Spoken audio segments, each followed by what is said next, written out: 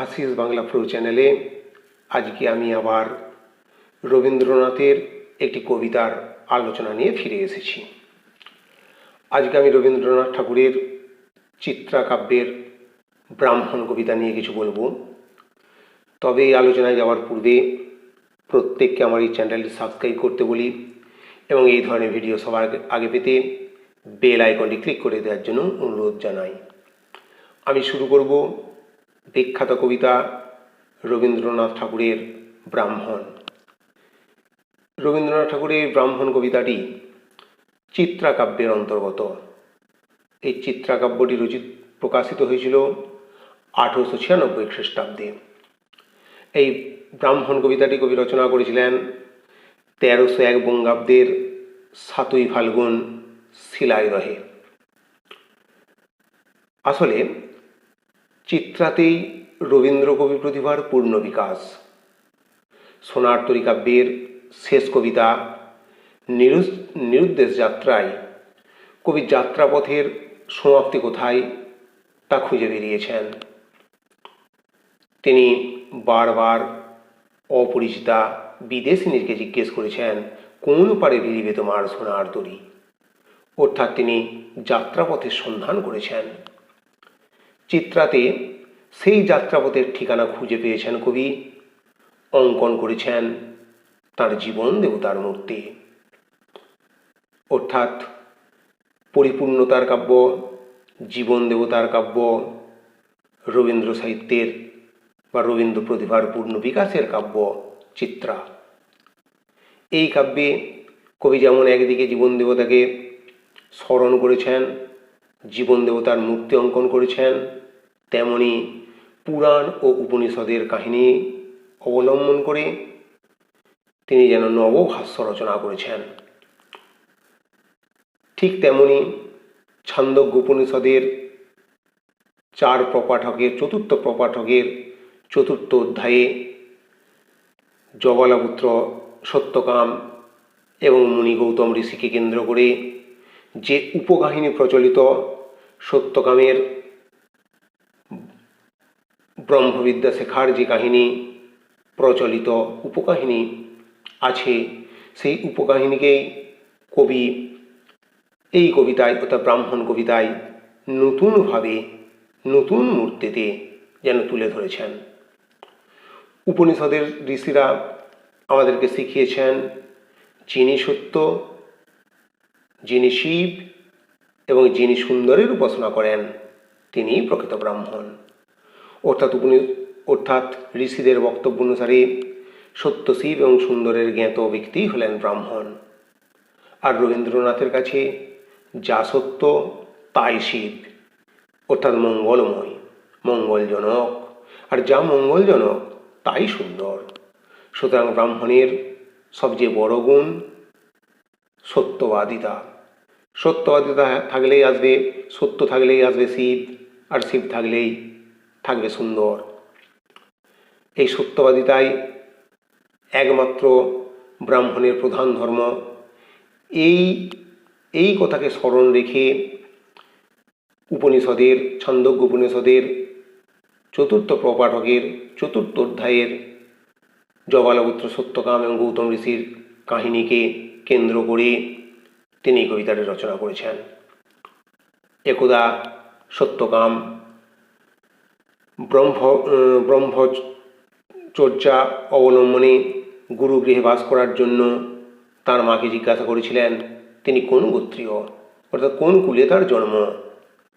কিন্তু তার মা জবালা তাকে উত্তর দিয়েছিলেন, বহু কর্মব্যাপিতা এবং পরিচর্যা নিরতা জবালা যৌবনে তাকে পেয়েছিলেন।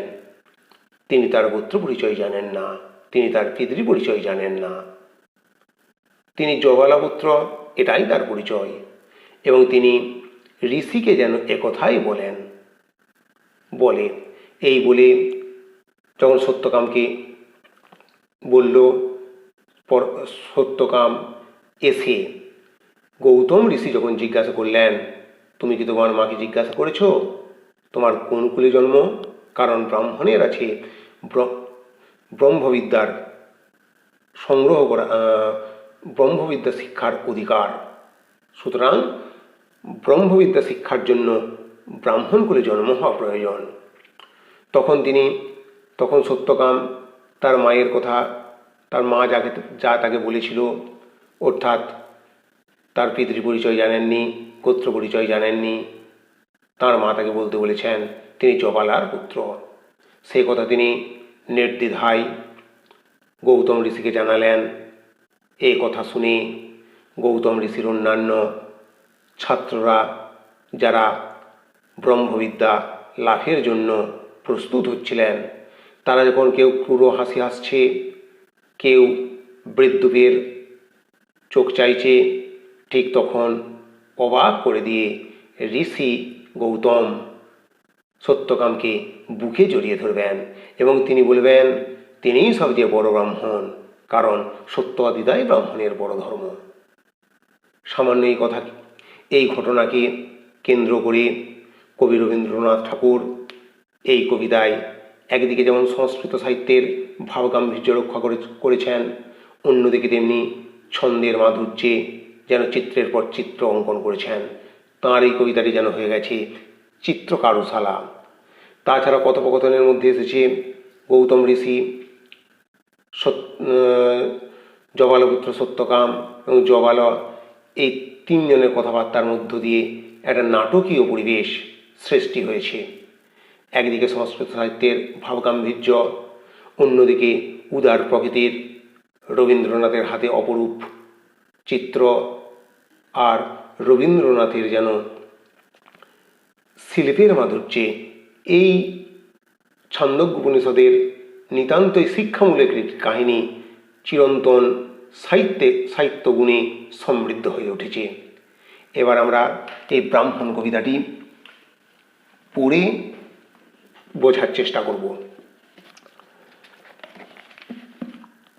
ব্রাহ্মণ রবীন্দ্রনাথ ঠাকুর। প্রথমেই কবি এই কবিতাটি শুরু করেছেন সন্ধ্যাকালীন নিসর্গ চিত্র দিয়ে। অন্ধকার বনচ্ছায়ী সরস্বতী তীরে অস্ত গেছে সন্ধ্যা সূর্য, আসিয়াছে ফিরে নিস্তব্ধ আশ্রম মাঝে ঋষিপুত্রগণ, মস্তকে সমিধ ভার করিয়া হরণ বনান্তর হতে। ফিরাই এনেছে ডাকি তপবন গোষ্ঠ গৃহে, স্নিগ্ধ শান্ত আঁকি শ্রান্ত হোম ধেনু গণে, করি সমাপন সন্ধ্যা স্নান, সবে মিলি লয়েছে আসন গুরু গৌতমের ঘিরে, কুটির প্রাঙ্গণে হোমাগ্নি আলোকে। অর্থাৎ অন্ধকার বনচ্ছায় সরস্বতী তীরে সূর্য অস্ত যাচ্ছে, ঠিক সেই সময় আশ্রমের ঋষিপুত্রগণ মস্তকে সমিধ ভার নিয়ে বনান্তর হতে ফিরে এসেছে। তাদের সাথে এসেছে যে ধেনু চড়াতে গিয়েছিল সেই ধেনু।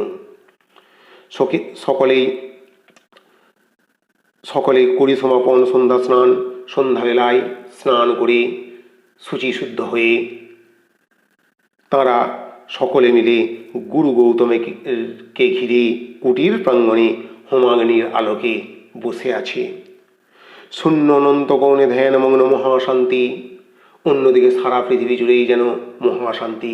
আসলে কবি রবীন্দ্রনাথ ঠাকুর ওই ঋষিপুত্রগণের যে শান্ত স্তব্ধতা, গৌতম ঋষিকে কেন্দ্র করে তাদের যে পঠন পাঠনের একটা পরিবেশ, সেই পরিবেশের সঙ্গে সারা পৃথিবীর শান্ততা স্নিগ্ধতাকে যেন মিশিয়ে দিয়েছেন। শূন্য অনন্ত গগনে ধ্যানমগ্ন মহাশান্তি, নক্ষত্রমণ্ডলে সারি সারি বসিয়াছে স্তব্ধ কুতূহলী নিঃশব্দ শিষ্যের মতো। নিভৃত আশ্রম উঠিল চকিত হয়ে, মহর্ষি গৌতম কহিলেন বৎসগণ ব্রহ্মবিদ্যা কহি কর অবধান। এই নিস্তব্ধতার মাঝে হঠাৎ করে ঋষি গৌতমের গুরু গম্ভীর বাণী মন্দ্রিত হয়ে উঠল। তিনি বলে উঠলেন ওই ছাত্রদেরকেও, তার ঋষিপুত্রদেরকেও, তার শিষ্যদেরকে, কি না বৎসগণ ব্রহ্মবিদ্যা কহি কর অবধান। আজ আমি ব্রহ্মবিদ্যা শিক্ষা দেব, তোমরা অবধান করো। ঠিক সেই মুহূর্তে হেনকালে অর্ঘ বহি করপুট ভরি, পশিলা প্রাঙ্গন্তরে তরুণ বালক। বন্দি ফলফুল দলে ঋষির চরণ পদ্ম, নমি বক্তবরে কহিলা কোকিল কণ্ঠে সুধা স্নিগ্ধ স্বরে, ভগবান ব্রহ্মবিদ্যা শিক্ষা অভিলাষী, আসিয়াছি দীক্ষাতরে কুশক্ষেত্রবাসী সত্যকাম নাম মোর। ঠিক সেই সময় কোকিল করপুরভরি অর্ঘ্য এনেছে সেই জবালাপুত্র সত্যকাম। তিনি ফল ফুল প্রভৃতি শ্রদ্ধার্ঘ ঋষির পদতলে সমর্পণ করে কোকিল কণ্ঠে বলে উঠলেন, হে ঋষি, আমি কুশক্ষেত্রবাসী সত্যকাম নাম মোর, ব্রহ্মবিদ্যা শিক্ষা অভিলাষী। অর্থাৎ তিনি ব্রহ্মবিদ্যা শিক্ষা লাভ করতে এসেছেন, তিনি কুশক্ষেত্রবাসী, তাকে যেন দয়া করে ব্রহ্মবিদ্যা শিক্ষা দেওয়া হয়।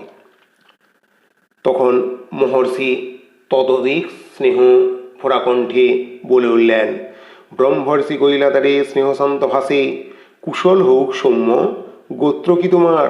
বৎস, শুধু ব্রাহ্মণের আছে অধিকার ব্রহ্মবিদ্যা লাভে। বালক কহিলা ধীরে, ভগবান, গোত্র নাই জানি, জননীরে সুধায় আসিব করল, কর অনুমতি।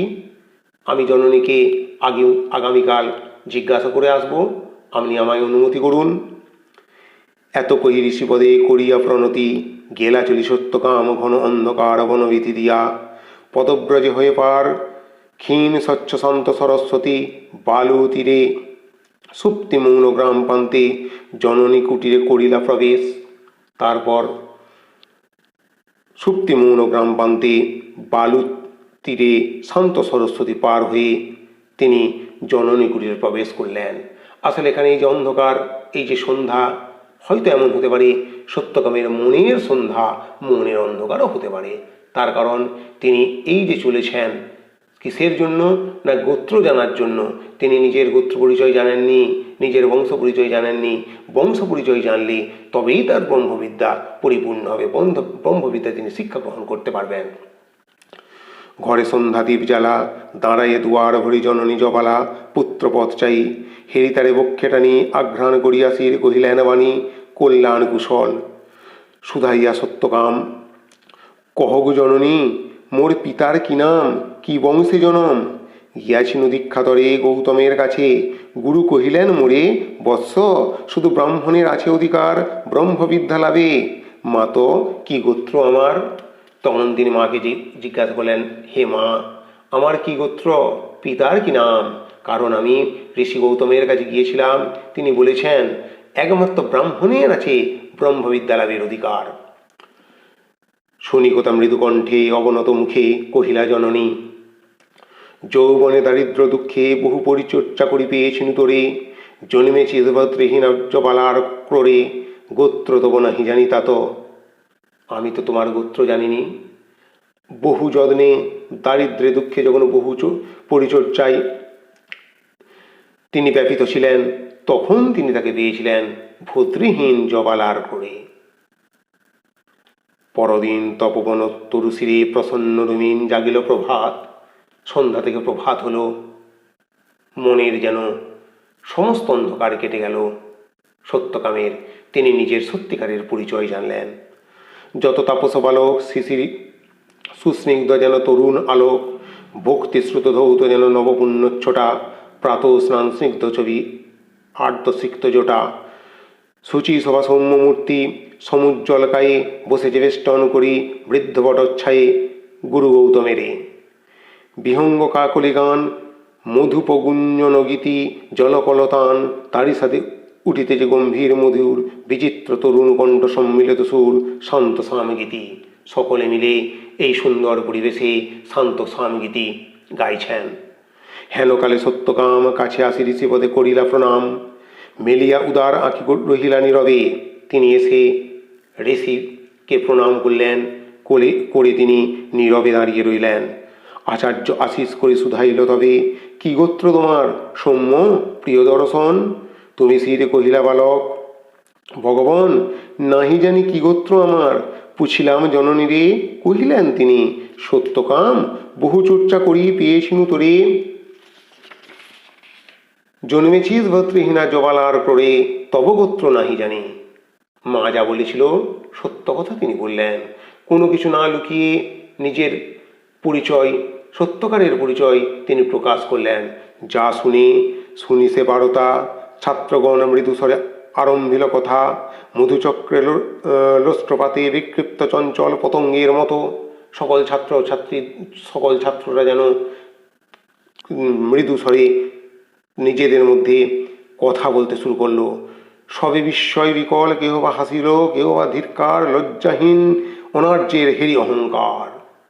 কেউ বা ধিক্কার জানালো, কেউ বা বিস্ময় প্রকাশ করলো, কেউ বা তাকে ধিক্কার জানালো। কেন না লজ্জাহীন অনার্যের হেরি অহংকার, এত বড় স্পর্ধা ধরে দেখে তাকে ধিক্কার জানালো।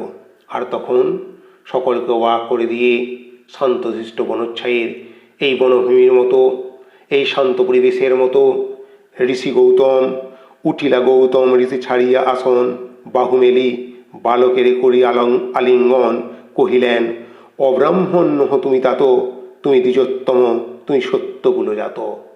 তুমি অব্রাহ্মণ নও, তুমি প্রকৃতপক্ষে ব্রাহ্মণ।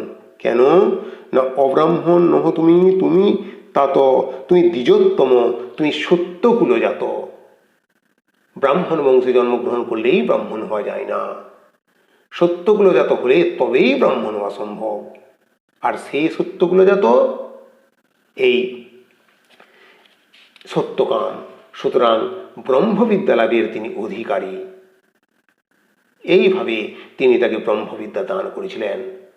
কবিতাটিতে একদিকে আছে সংস্কৃত সাহিত্যের ছোঁয়া, অন্যদিকে আছে শান্ত সমাহিত ভাব, চিত্রের পর অপরূপ চিত্র বৈচিত্র্য, ছন্দের মাধুর্য এবং ভাবগাম্ভীর্য সব মিলিয়ে কবি রবীন্দ্রনাথ ঠাকুর যেন উপনিষদের কাহিনীকে নতুনভাবে নতুন ব্যাখ্যায় ব্যাখ্যাত করে তুলেছেন। সুতরাং এটি যেন হয়ে গেছে উপনিষদের নবভাষ্য।